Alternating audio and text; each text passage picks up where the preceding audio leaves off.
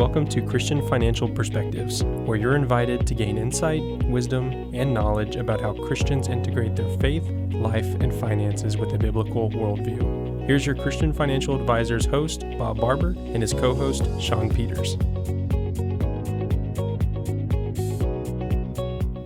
Welcome to another episode of Christian Financial Perspectives. We're so glad you joined us today. And if you like content on budgeting, finance related of any kind from a Christian perspective, we'd love it if you would hit that subscribe button. Depending on when you're watching this, we're excited that we just hit our 100,000 subscribers. Did we really? Yeah. Hey, I didn't know that. At some point this will be true when someone's watching in the future. Okay. But we would love you to subscribe as we grow and get the message out about how to handle money from a godly perspective. And if you do help us to reach that goal of 100,000, we'll be really excited. Yeah, we really thank you. Yeah. So Bob. Oh, goodness. What a title. Yeah, hopefully some of you saw our title, and it really isn't clickbait. This really is going to be, budgeting without numbers. Yes. Because budgeting is far more than just numbers. That's correct. Now, there's going to be a few numbers at the very end, but yeah, about 80 to 90% of budgeting is not about numbers. Like, how can you say that? Now, Bob, your other idea for this episode was to call this the budgeting mindset, right? That's correct. Yeah. So, but before we get into that, let's read a couple scriptures, because this is Christian Financial Perspectives. And these scriptures really do tie into what we're going to be talking about, Shawn. All right. Well, let's go with the first one, Proverbs 27:24. For riches are not forever, nor does a crown endure to all generations. Bob, you want to go with Exodus? I'll go with Exodus. All right. And I took this from the Message, from the Exodus. I thought it really was great. No lusting after your neighbor's house, or wife, or servant, or maid, or ox, or donkey. Now, most of us don't have an ox or donkey today. I guess you could replace that with the name of a car brand. Yeah, exactly. Or his or Lexus or boat. Yeah. Don't set your heart on anything that is your neighbor's. And this is really the foundation for today, Shawn. Mm-hmm. This is about coveting. This is about wanting what others have. And I think that is a reason that so many people blow their budget. Yeah. It's a long scripture, so we're not going to read all of that one right now, but it makes me think of the parable of the talents too, where the master was going to be going away for a while. And what I love about that scripture that I feel like sometimes we just kind of gloss over the beginning, but it wasn't so much just that, he gave to 5, one he gave to 2, one he gave 2, one he gave 1, but that it specifically says that he gave each to their own ability. That's true. So people miss out on that. Yeah. So obviously what you can see from that is there were 3 servants. They were not all given the same number of talents, but it was according to their ability. So what we've got to always remember, and this definitely ties into the mindset, is that budgeting is about managing what God has entrusted to you, not worrying about what your neighbor's doing, what it looks like they have. Yeah. Which we'll get into that too. And sometimes that might just be all a facade. So some people, and let's just kind of make this clear since we were talking about budgeting. Yeah. Some people just flat out don't make enough money for all of life's needs. I've seen it, Shawn. Yeah. I mean, you make less than $25,000 a year here in the United States, and you just really don't. That's not enough money to pay all the bills. There's just not enough there. And I've heard them. They've come to me before and said, "I need help with budgeting." And I'm like, bless your heart, because there's not any room for anything. Right. So, but for the today's majority, episode, today's episode is going to be for the majority of the people in the United States that they do make enough. Right. Okay. They're not below the poverty line. And when it comes to budgeting, success is not based on the numbers, but on having the right mindset. Because that's right. If you don't start with the right mindset, it doesn't matter how creative you get with spreadsheets and budgeting apps or, numbers, it's not going to make a difference. You've got to have the right mindset, or you are not going to succeed. You're doomed for failure, because all the numbers don't mean anything if you don't have that right mindset. I mean, I can come up with numbers all day, but I mean, we've seen it before, Bob. Yeah. People ask us, hey, I'm trying to reach this goal for retirement. And we say, okay, great. We need to open up this kind of account. You need to be putting this much away every month between now and when you're estimated that you want to retire. And it happens over and over where some people follow the plan and some people don't. And then when they get to retirement, why don't I have enough money? Well, I gave you the numbers, but if you can't have the right mindset and be disciplined and follow the plan, it doesn't matter what plans you come up with. And I'm coming from this, people. I'm coming from this with 30, now it's coming on 34, 35 years of experience. And I've seen this over and over. I've seen people, they really don't have a budget, but they have the right mindset. Yeah. And they don't find themselves in financial trouble because they have that right mindset. Yeah. And I see it every single day throughout the history of how long I've been in this business, this financial advisory business. So I think it's first that we got to lay down some foundation. That, what is your personality trait? Because everyone has a different personality trait.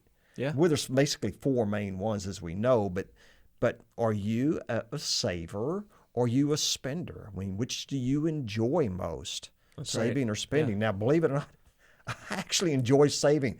I know I'm out there, and I'm part of that small percentage, but I enjoy saving. I enjoy watching the value go up of my cash reserves, and I feel security in that. Yeah, my ultimate security is in Jesus Christ and God. Amen. But it is very important to me to see that I have cash reserves so that if something bad happens, I'm ready for it. And bad things have happened as life happens. I mean, when Rachel got cancer, life happened. It kind of took me out of the workplace for a while. Mm-hmm. But we had our cash reserves set up. We had our insurances in place. So, but some people, they just love that spending. And that's not bad. If you are the one that says, oh yeah, I like to spend, that doesn't mean you can't have the right mindset. That's right. And it doesn't mean you can't be successful. But these personality traits that we're covering, think of it as you need to know yourself. Mm-hmm. You need to know yourself so you know what you need to do in your own life. And if you have a spouse, like with you and your spouse, and be able to hold each other accountable. I would say that between Jenna and I, my wife, she is probably more of the saver than I am, even though I'm a financial advisor. I think Jenna got her dad in her. Yes. Yeah. But we are still, at the end of the day, we both lean more towards we want to focus on the saving first, and the spending, that's kind of a reward, if you will. Yeah. But that is not our focus. Right. The focus is we make sure we handle the being more frugal, more conservative side of things. But you got to ask yourself that first question. Are you a saver or a spender? Which one do you tend to enjoy more? And then the next one, does buying things make you happy? Mm-hmm. And we know it doesn't create joy. Right. But for some people, the act of buying that thing or hitting buy now or add to cart or whatever it is, it does have a little bit of a dopamine hit, and makes you happy. Without a doubt, what you just said, that dopamine hit. And some people, it doesn't really care. It doesn't really matter to them. Well, I knew somebody that was in the family. They're no longer around, but I mean, they've gone home to be with the Lord. But I could tell they got their significance from shopping. Yeah. Now, they like to shop for other people, and they love to buy things for other people. Yeah. But I could tell that gave them their significance, and I felt enjoyment. Yeah. So the next one is long-term financial security important to you, or is having a temporary status symbol more important? Like which one is more important? Yeah. Again, not trying to get on to people. No, not at all. But it's just, again, try to be honest. Traits. Yeah, try to be honest and ask yourself, which one are you? Right. How do you feel about cars? Is driving an old car that works well just fine, or you're always wanting that new one? Yeah. I mean, I know some folks that they trade out of cars like every year or two, and man, you're just getting hit with it. And the car is fine, but they want that new car. They like that new car smell, I guess. I would argue, getting a new car isn't a bad thing. But to be honest, when you're buying a new car every year, you're compounding how much money you're losing. Yeah. Because you're buying a depreciating asset. So there's nothing wrong with buying it new, but you're kind of leaving a lot on the table when you buy something new, like every year, or for sure like every 2 years minimum, it's anyway. But ask yourself, which one are you? Yeah.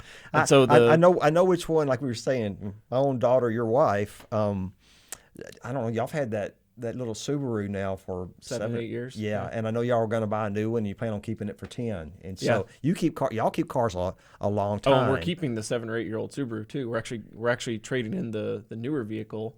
So it's like, so you have more of a family vehicle. Yeah, I'm with you.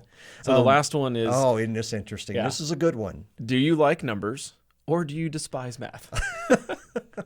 Numbers, spreadsheets, whatever you want to call it. But here in the office, we're like a bunch of numbers geeks. We all love spreadsheets and math, and probably good considering that we work at a financial firm. Right? It is. Yeah. It is. But that's definitely a personality trait I think that we have around here. Mm-hmm. But really, there's good news, right, Bob? Yes. If for that last one you despise math, the good news is that budgeting is mostly a mindset. That's right. And it's not based solely on the numbers. Mm-hmm. So there's hope for you. So we're going to get into lots of different ways to get that mindset right when it comes to budgeting, so you don't have to worry so much about the numbers. Because I will say this, Shawn, in knowing people, that it's not a gift. Math is not their thing. I've seen a guilt feeling, they want to be able to like those numbers. But first, let's just get into the right mindset. The numbers will come into play. Okay? Exactly. So the right mindset, what is the right mindset? We've got a few statements. Quite a few, actually. Actually. We're going to cover what is the right mindset. Bob, and hopefully you can take this in and you can say, okay, if I can get that mindset, the budget's automatically going to kind of line up under that. We're going to share a little bit about numbers, but it's only going to be about 5% of the day's program at the very end. So the right mindset, first of all, is not comparing yourself to anyone else, not the super rich, Hollywood or social media. You start comparing yourself to that, you're never going to measure up. And advertisements, it's geared that way, right? Yeah. That you always need better, you always need more. Well, and there's so much in social media, too, that is engineered to create a certain kind of image and brand, if you will. And very rarely is it based on real life. Yeah. It's not candid. And so the next one kind of ties into that. Yeah, it does. The right mindset is not comparing yourself to what other people have. Just like the parable of the talents, each given according to their own ability. Don't compare yourself to other people. Learn to be content with what you have in all circumstances, just like Paul said, right? This reminds me, to be content in all situations. We're coming out with this in the beginning of the year. It reminds me at Christmas time, I was telling you about the Christmas lights. And we get our neighbors, we live in this nice neighborhood, and the neighbors start competing with each other so much for Christmas lights that they start hiring it out, and I'm hearing numbers of $6,000 to $15,000. Now that right there is the wrong mindset. Well, and also, your neighborhood has much larger lots, so there's not, and it's gated. So I mean, there's not a lot of traffic. No, so, and my opinion is not how dare you spend money on putting Christmas lights up? Because sometimes it's not safe to get up on the roof, but still. But when you're spending so much money, who's even going to see it? I mean, I guess it's great for you and Rachel. They're like, hey, everybody else is competing. We just have nice view when we drive in. We're talking about, that guy across the street, he's got 36 acres, and he decorates about half of it. And it's crazy. And nobody sees it. But the three of us that live down there on the cul-de-sac. Maybe he's making up, if that was like 1 acre lots, he's making up for all the lights that would have been there. He pretty much is. I think this is another mindset that you want to understand, is that those people with the expensive cars and the big homes, many of them are leveraged to the hilt with high debt. Yeah. It's not from financial success. Mm-hmm.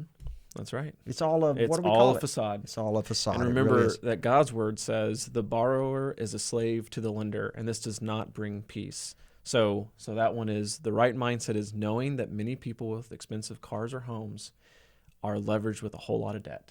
That does not, just because you see something nice, that does not mean that someone is financially successful.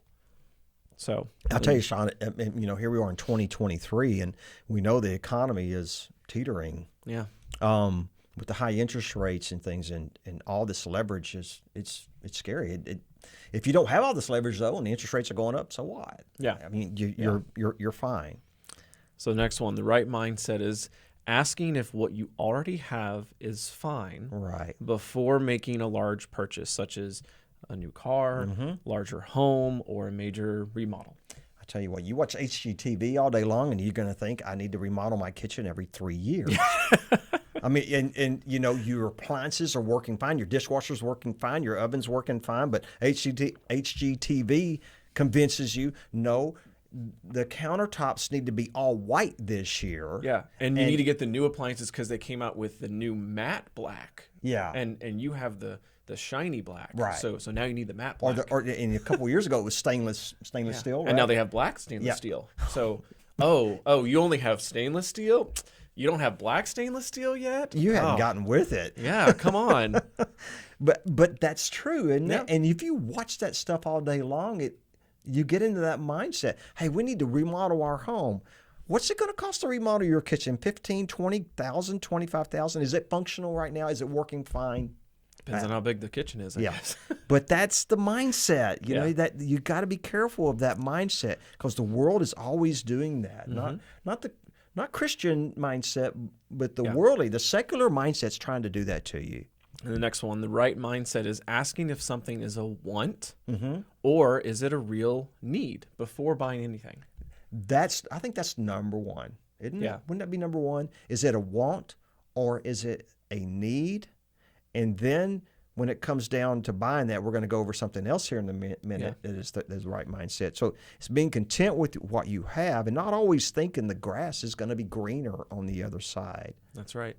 If you haven't noticed already, there's a little bit of a trend in what we're saying, which a lot of this comes back to that mindset of being content with what you have. Yes. And if you approach your budgeting from that perspective, the numbers are typically going to fall. They're going to fall right under Yeah. it. But if you don't approach your budgeting like this, you've got it flipped. The foundation has to be built on the right mindset. It's kind of like our federal government as a whole. You know, Cool. if they were just content with the tax money that they were bringing in and figured out a way to use that instead of, we want to do more, we'll just borrow it.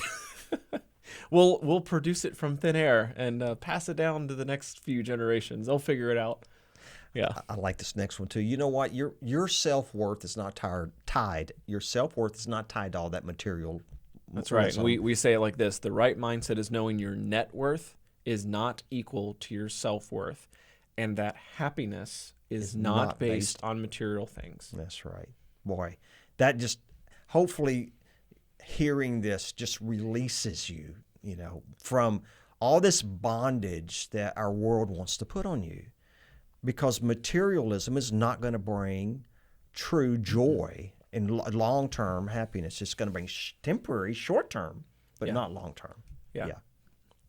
The next one, the right mindset is defining limits for large and small purchases. I think that's so important, isn't it? Yeah. Now, this isn't for everybody, but I know for Jenna and I, we have a certain dollar amount that if it's a purchase that is anything equal to or greater than a certain dollar amount, we have to at least discuss it. I think that's great. It doesn't need to be thousands of dollars.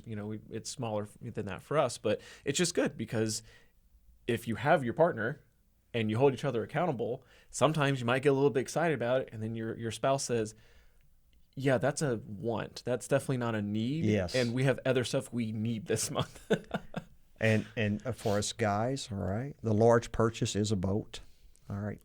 The large purchase is a deer lease. That costs a lot of money. By the way, I remember one day, Pastor Ray, where I go to church here in town, he had a video during deer season, and it was so funny because they got up and said, "Now, honey, you need to really like this meat," and he started adding up what the deer lease cost and the gas to get to it, and all. He said, "You realize we're paying like $35 a pound for this meat." By the time they were done, so. Right, which also to me would say, well, maybe you should hunt a little bit less and go to the grocery store where there's $5 or $6. But there's the joy of hunting, I guess. Yeah. All right. What's the next one, Shawn? Number 9, the right mindset is understanding that debt works against you, not for you. And I would say that's even true if someone has real, investment property. Mm-hmm. Whatever it is, if you've used debt for something, that debt is always working against you. Yes. So in the case of even like an investment property, it doesn't mean you can't be successful with it, but you have to remember that no matter what happens, even if you're not renting that property out, that debt is still working against you. And those lenders they want to get you as high as that debt as possible, because then you become slave to the lender. Exactly. They are not fiduciaries in any sense of the word at all, because is it in your best interest to put you in a lot of debt? But it's in their best interest, because what do they do when they put you in a lot of debt? They make a lot of interest off of you. Exactly. That's how they make a living, is by making interest off of you. Okay. That's right. So the next one, the right mindset, is not allowing emotions to make any buying decisions. That's a big one. That's which kind of goes right into our next one, too. Right, it is. The right mindset is waiting on unnecessary small purchases for a couple weeks and big ones for at least 3 to 4 months. So everyone should have experienced at this point if you are an adult. Yes. But there is definitely an emotional aspect to purchases. Oh, no doubt. You know, there's the new car, the new home, there's I'm buying some gadget for the kitchen. You know, it doesn't always have to be something huge, but there's that emotional, like, you get excited about it, which again is okay, but waiting a little bit to make sure, okay, was this just like an impulse? Because online shopping in general has just made it so much easier to purchase. So just don't let those emotions dictate your buying decisions. And a great way to do that is to give yourself a little bit of padding to say, okay, I'm not going to purchase unless it's an actual necessity, like we ran out of toilet paper. Yeah. Necessity. If it's not a necessity, wait a little bit of time. See if those emotions fade, and you go, oh, well, yeah, I guess we don't really need it. Well, we've talked about this in investing many times right here on Christian Financial Perspectives, that emotions and finance mix like oil and water. They should not be put together, ever. That's right. And that's so hard because we're emotional creatures, and the emotions can take over the logic. And for somebody like us who is very mathematically minded, that math is logic. Yeah. Left brain is logic, right brain is emotion. And we've got to, in this case, for budgeting, you to get the right mindset, you've got to realize I cannot allow my emotions to dictate my financial decisions. Yeah. Okay. To piggyback off of that, Bob, think of it as driving. You don't want to drive drunk. You don't want to drive where you're extremely tired. You don't want to drive when you're already really irritable or mad, where you've had a lot, just like with budgeting, you don't want to do these things when you're frustrated, when you've had a lot of anxiety, when you're stressed from work, or your kid slapped a kid in the face at school, or whatever it is that happened. You hypothetically. So the best time to talk with your spouse about budgeting is not when the kids are yelling, right? Exactly. If your spouse is not a morning person, do not try to talk to them about it first thing in the morning. Boy. Let them have their coffee first or their tea. I've learned my lesson there, folks. Yeah. Okay, he's speaking to me. I don't know if he knows. You do this the same thing. Okay, so don't do that. Make sure it's the right time of the day and the right time of the hour, and that all the stars are lined up. Otherwise, you're making what can already be difficult. You're making it more difficult. Yeah. Because the right mindset requires your emotions to also be in check. So let's get into some budgeting wisdom. We have really gone into the right mindset, and that's, like you say, that's the foundation. And there's some budgeting wisdom here that we've talked about on the program for many years. This comes from, what we're about to mention comes from Ron Blue from Kingdom Advisors. Mm-hmm. He's written a whole workbook on this that we gave out a lot of them. And so, Shawn, I'm going to let you do that. Bob, do you remember what that book is called? It's actually, oh gosh, we have them right here in our library. But we'll put a link in the description. Okay. So can you remember that? We'll do that. Let's do that. But so there are only four ways. There are only 4 ways to spend money, and those 4 ways should be in the following order for handling money. Number 1 is live, or necessities. Right. Number 2 is give, or charities. Okay. Number 3 is owe, like OWE, debt and taxes. We're always going to owe taxes. Yep, death and taxes. Yep. And number 4, grow. which would be saving and investing. And with that in mind, consider cash reserves, your savings. Consider your cash reserves should be a safety net for unexpected expenditures. And I think Dave Ramsey, for example, talks about the emergency fund. You know, we always tell people you should have about 6 months of your expenses saved up. Right. Whatever That's those correct. expenses are, That's it right. varies by household. But that cash reserve is for when an emergency happens, something unexpected, like the car breaks down. Right. You got to fix it. That's Otherwise right. you It's can't there. drive. Or there's a health issue that comes up, like you talked about when Rachel got diagnosed with cancer. Yeah. That was unexpected, not really part of the plan. Yeah. Your cash reserve, however, is not a little piggy bank or, cash in the bank account to be spent on just anything. It is, call it the emergency fund because For a reason. yeah, because it should be in emergencies, not, oh, I really want the newest copy of this book, they're wanting to read, or this, I really want to go to the movies this weekend. So Shawn, when I heard this for the first time by Ron Boyd, probably 10 years ago, it really struck me because it was that simple. Yeah. And it's only 4 things and you can remember it, and they really just kind of flow. Live, give, grow. That's right. That's all you got to remember. Just put that in your mind. Live, give, grow. Those are the only 4 things. Let's put our little pie chart up that shows it. And when in that pie, the pie, if you look, the pie's only this big. So whatever you spend on live, give, or grow, something's got to give if you spend more in another category. Yeah. So if you're going to live on more, it's going to affect your giving. That's right. And growing. And same thing with like debt. Right. From the O. Right. If you take on more debt by necessity, one of those other 3 categories has to shrink. Yes. Unless your income goes up. Then, of course, the pie just got bigger, but it's going to be divided into those 4 things. And if your income hasn't changed, anytime you increase one of those categories, something else or multiple things have to go down. That's right. There's just only that simple. 100%. It has to add up to 100%. Yeah. It's just math. It's just math. So we have talked a lot about this, and we're down to just the last 5 or 6 minutes of the program, which is where we actually do, get into some numbers. A little bit of numbers. We're not going to tell you a specific dollar amount because it's gonna vary. Right. But numbers do play a little bit in this, and they have to, because it is budgeting. I know we talked about budgeting without numbers. But here are a few numbers, and because this is very necessary. So really, I'm in looking at budgeting for many, many years, it kind of breaks down into what you have as your necessities, your essentials, and your non-essentials. That's right. And think of it like this. So again, we're not technically giving you the specific numbers, but more so breaking down the categories. These 7 main essential categories, it's what you need to live on. And these make up of the 4 categories we talked about previously, the live category. That's how money can be used for live. And so the first one is groceries. This should not be including your eating out budget. That's a luxury. You do not have to eat out.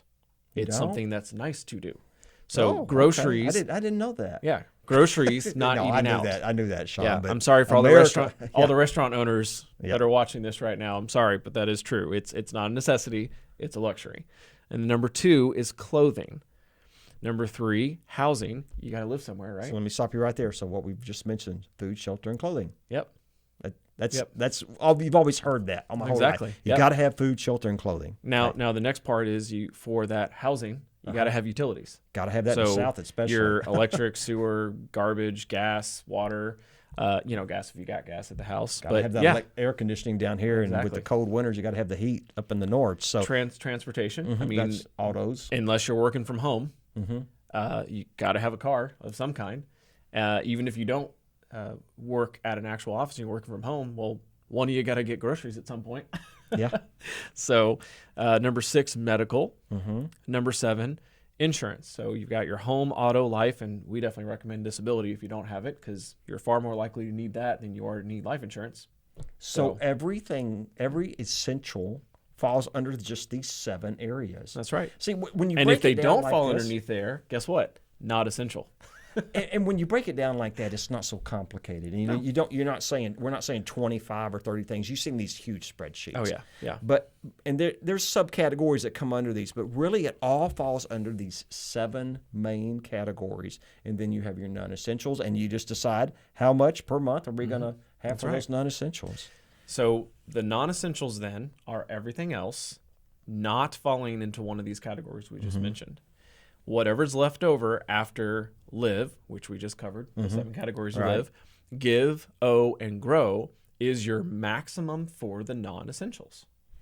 So whatever that math ends up being, for some people it's going to be a lot more, some people it's going to be less, which is okay.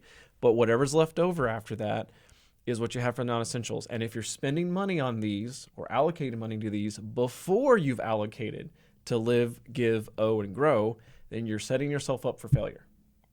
Plain and simple. So here we've covered the right mindset. The last very thing that I want to cover, Shawn, and I know you put some more programs here, is it has become so easy today to budget because of all the programs out there. That's right. Name some of them. So to set reasonable expectations for your essentials and non-essentials, we highly recommend that you use a budgeting program. Right. Many of them are free. My wife and I use Mint by Intuit. That's one of them. Not an endorsement, just happens to be what we use. Right. But 2 other ones that are really good as well is Simplify by Quicken. That's what I use. That's right. And then Monarch Money is also a really good one. I hadn't heard of that one. It's a little newer than Mint All and Simplify, but it's highly rated and it's very pleasing to look at. It works really well.